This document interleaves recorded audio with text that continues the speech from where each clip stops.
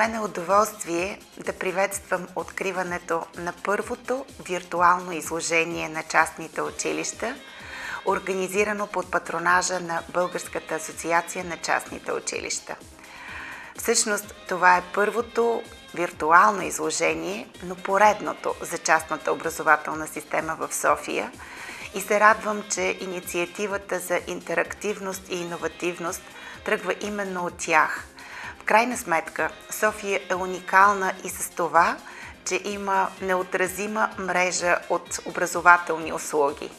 Частните училища в София и придават уникалността на възможност за развитие на учениците такава, каквато няма алтернатива в България.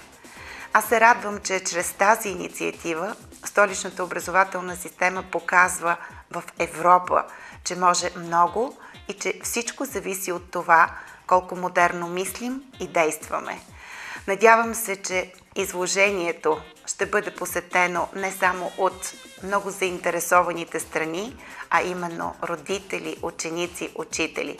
Надявам се, че изложението ще има успехът на една новост, която ще бъде гордост не само за София, ще бъде гордост за България и ще покаже на Европа, че всички можем повече, когато работим заедно в интерес на децата, следвайки съвременните технологии и мислейки за бъдещето.